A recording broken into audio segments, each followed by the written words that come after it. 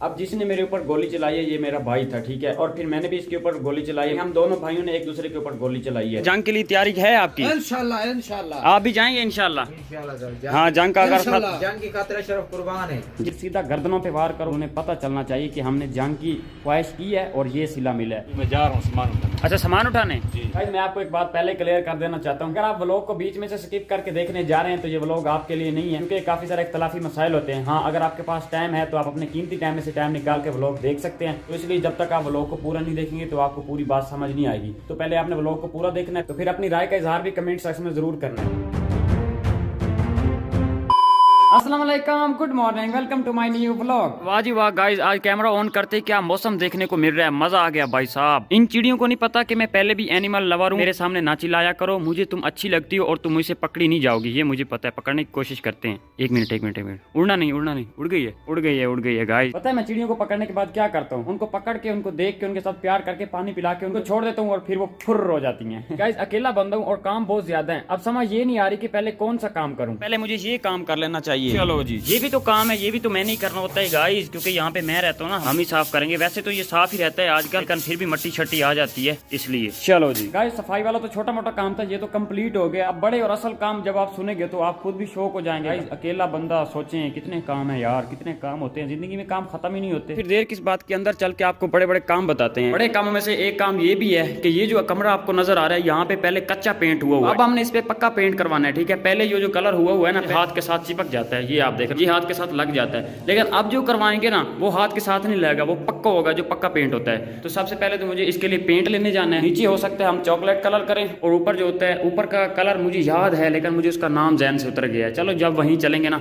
तो वहां से जब लेंगे तो आपको पता चल जाएगा कि वो कौन सा कलर है। यहाँ पे अगर हुआ तो मैं आपको दिखाता हूँ। ये पीसी अभी भी इधर ही पड़ा है यार, इसको किसी ने उठाया ही नहीं है यार, से खराब हो गया होगा क्योंकि नमी पड़ती रहती है ना। ये यार इसका जैसे कोई मालिक ही नहीं है यार, मुझे तो समझ नहीं आ रही, इसको ऐसे लावारसों की तरह रखा हुआ है। चलो इसको उठा लेते हैं। आजा आजा मेरे शेर, एक मिनट तुझे खोल लेते हैं। गाइस, ये तो हमारे बड़े काम की चीज है और ये यहाँ पे पड़ी है यार, अफसोस की बात है गाइस। चल खुल भी जा अब। चलो जी, एंड चलो जी, सबसे पहले इसको अंदर ले चलते हैं। हाँ, चल के इसको रखते हैं। इसकी हालत आप देख लें, इसमें कितनी ज्यादा मट्टी होगी ये तो मुझे पता है, बस इसको खोलने दो मुझे। ये आप देखना, यहाँ से देखें इसका हाल क्या हो चुका है। यहाँ से लाइट ऑन कर लेते हैं। बिजली को यार क्या मसला है आज यार, बिजली फिर से चली गई है, लेकिन खैर आपको मैं बाहर चल के दिखाता हूँ। चलो जी, इसको थोड़ा धूप पे रखते हैं, फिर इसको ऑन करेंगे, क्योंकि ये नमी पकड़ लेता है, फिर ये इतना आसानी से ऑन नहीं होता। चलो जी, अब देखें इसका हाल। तू मेरे दिल दा हाल न जाने, मैं जानता हूँ तुम्हारे दिल का हाल, जो तुम्हारे दिल का हाल हो रखा है, मेरा तेरे दिल से भी ज्यादा बुरा हाल हो रखा है। आपको पता है इस बात का, क्योंकि यार मैं बहुत इमोशनल हूँ आजकल। इमोशनल होने की वजह भी आपको बताता हूँ। ये आप देखे गाइस, ये मकड़ियों ने यहाँ पे घर बना लिए। हमने बस इसको रखा ही था तो मकड़ियों ने अपने घर बसा लिए। वो कहते नहीं होते कि बड़ी बड़ी चीजों को भी जंग लग जाता है, तो वही जंग लगने जा रहा था भाई। ये पड़ी पड़ी नहीं है, ये चलने वाली चीज है। गार्ड लीडर इसमें ऐसे लगे हुए हैं, मैंने निकाले ही नहीं है। चलो इसको अच्छे से साफ वगैरह करते हैं। झाड़ू कब काम आएगा, इसी के साथ इसको साफ करते हैं ना। चलो जी, ये देखिए कितनी ज्यादा मट्टी उड़ रही है इसमें। पता नहीं ये ऑन भी होगा या नहीं होगा, मुझे तो ये भी खतरा है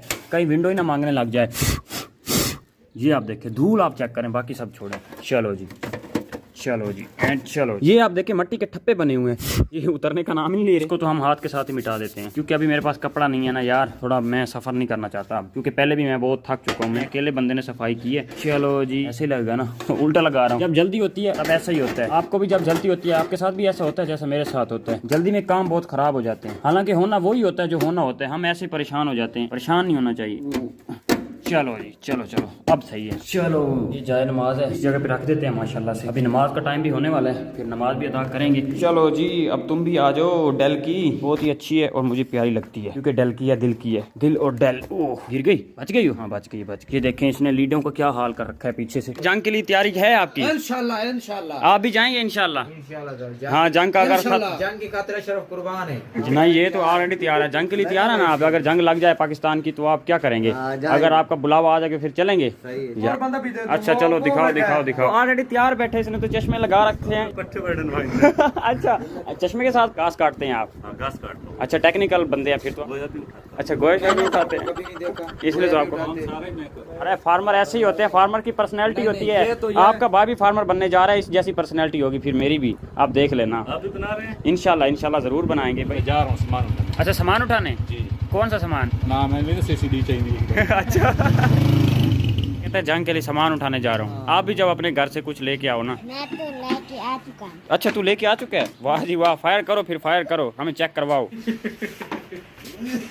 वाह वाह वाह वाह वाह वाह, मजा आ गया, चस करवा दी यार, एंड करती। यहाँ पे ना मेरी एक टेबल पड़ी होती थी, अब वो मुझे नजर नहीं आ रही, बस चीजें थोड़ी सी उधर उधर हो जाएं बस, फिर चीजें नहीं मिलती इतनी आसानी से। आजा लाइट आजा यार, क्या ड्रामा की हो। मुबारक हो, लाइट आ गई। आई कितनी है? 224 आ गई है। कुछ ना कुछ 19-20 का फर्क है। इस शीट के साथ भी मेरी बहुत सारी यादें जुड़ी हुई हैं। इस शीट ने मेरा बहुत ज्यादा साथ दिया। जब मैं लाइव किया करता था ना शुरू में, फुल सर्दी होती थी और ये शीट होती थी, मैं होता था और बस हमारी बातें होती थी दोस्तों के साथ। जो दोस्त आते हैं उनको तो पता होगा, मैं ज्यादातर यहीं पे बैठता था। यहाँ पे मेरी चेयर तो नहीं होती थी मेरे पास, क्या होता था, बोतलों वाला क्रेट नहीं होता था, वो होता था मेरे पास और मैं उस पे बैठ के लाइव किया करता था। बोतलों वाले क्रेट पे बैठ के, आगे मेरा पीसी पड़ा होता था, टेबल पड़ी होती थी और उसके साथ लाइव करके पीछे इस तरह दोस्तों के साथ बातें करता था। मुझे बहुत अच्छा लगता था, बहुत मजा आता था। बस ये तो अब यादें बन के रह जाएंगी। लाइव तो हम अब भी कर रहे हैं, लेकिन वो जो चीजें हम मिस करेंगे ना, वो तो करता हूँ मैं। गाइस इस शीट ने मेरा शुरू से लेके अब तक साथ दिए, अभी भी खड़ी है। ठीक, अब मैं इसको मतलब आसानी से छोड़ूंगा नहीं, क्योंकि जिस चीज को मैं अपने साथ ले लेता हूँ फिर मैं उसे आसानी से नहीं छोड़ता। शीट मेरे साथ जैसा मर्जी बर्ताव करे, यहीं पे खड़ी खड़ी फट जाए, लेकिन मेरे दिल में शीट के लिए वही जगह रहेगी जो पहले थी,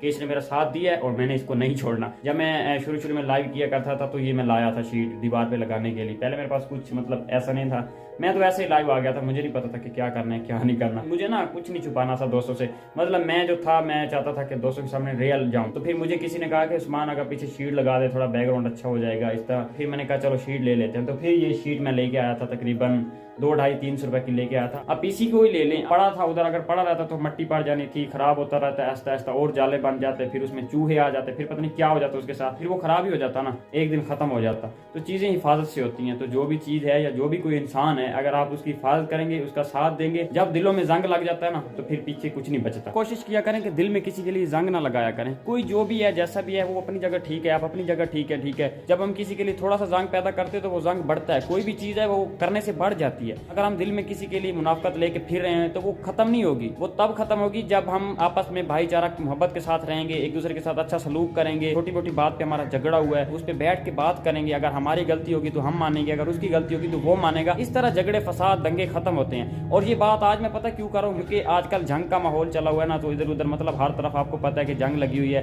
बस अल्लाह ताला अमन करे, अमन की तौफीक दे। बस हम अल्लाह ताला से अमन की दुआ मांगते हैं। पाकिस्तान और अफगानिस्तान ये भाइयों की तरह, हम अफगानिस्तान को अपना भाई समझते हैं, ठीक है। अफगानी भी हमारे भाई हैं, वहाँ भी हमारे भाई रहते हैं। आपस में लड़ना ही नहीं चाहिए यार, जंगे करनी नहीं चाहिए। पता क्या होता है, जंग पत्नी कितनी माओ के बेटे साथ ले जाती है, जंग पत्नी कितनी बहनों के भाई साथ लेके जाती है, जंग पत्नी कितनी बीवियों के खावा साथ लेके जाती है, जंग पत्नी कितने मासूम बच्चे साथ लेके जाती है। मैं जो है ना थोड़ा इसलिए जज्बाती हो गया हूँ, क्योंकि मैं रात से न्यूज़ ही न्यूज़ सुनी जा रहा हूँ कि वहाँ पे क्या हो गया, वहाँ पे त्यारा गिर गया, ये हो गया, इतने मासूम बच्चों की जानें चली गई, वहाँ पे धमाका हो गया, बिल्डिंग गिर गई, इतना ज़्यादा नुकसान हो गया, जानी नुकसान हो गया, माली नुकसान हो गया। मतलब खबरें सुन के कान जो है मेरे थक चुके हैं और मेरी एंड हो चुकी है कि यार क्या मतलब ये कब तक चलता रहेगा ये सब। यार कुछ तो ख्याल करें आपस का, एक दूसरे के साथ अच्छे सलूक रखें। यार दुनिया में आए हम थोड़े दिनों के लिए आए, हम यहाँ पे इम्तिहान देने। अल्लाह ताला ने तो हमें दुनिया में इसलिए भेजा है कि हम अल्लाह ताला के हुक्म को माने और नबी करीम सल्लल्लाहु अलैहि वसल्लम के तरीकों पर जिंदगी गुजारें। लेकिन हमारे नबी करीम सल्लल्लाहु अलैहि वसल्लम का ये फरमान नहीं है कि आप सिर्फ जंगी करते रहें, आप सिर्फ लड़ाइयाँ करते रहें, नफरतें फैलाते रहें। हमारे नबी करीम सल्लल्लाहु अलैहि वसल्लम का फरमान है कि आप आपस में मोहब्बत और भाईचारा के साथ रहें। जंग के बारे में भी नबी करीम सल्लल्लाहु अलैहि वसल्लम ने अपने सहाबा किराम रज़ियल्लाहु अन्हुम से फरमाया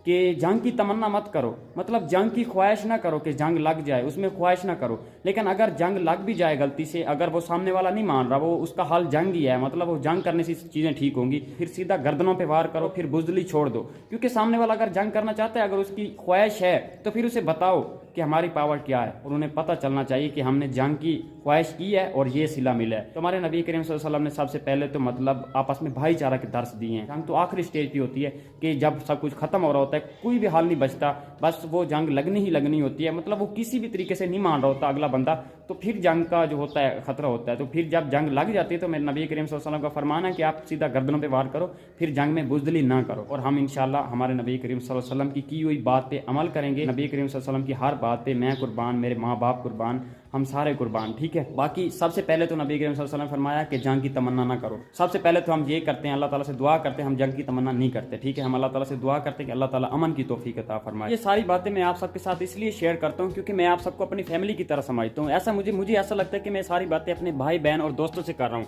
अगर मेरी कोई भी बात आपको किसी वजह से बुरी लगती है तो वो भी मुझे बता दिया करें। अगर कोई बुरी लग गई है तो उसके लिए मुझे माफ कर दें। मेरे तो जज्बात होते हैं, मुझसे झूठ नहीं बोला जाता। मेरे जो सच्चे जज्बात जो मेरे दिल में चल रहा होता है, मेरी कोशिश यही होती है कि आपको वही बताऊं जो दिल में चल रहा होता है। तो फिलहाल मेरे दिल में यही चल रहा था जंग के बारे में, तो मैंने कहा यार हर बात दोस्तों से शेयर करता हूँ। फिर मैंने सोचा कि क्यों ना मैं वो बात भी शेयर कर दूं जो मेरे दिल में चल रहा है। आइए हम पाकिस्तान और अफगानिस्तान की जंग की रियलिटी के ऊपर चलते हैं कि नुकसान किन का हो रहा है, नुकसान कैसे हो रहा है।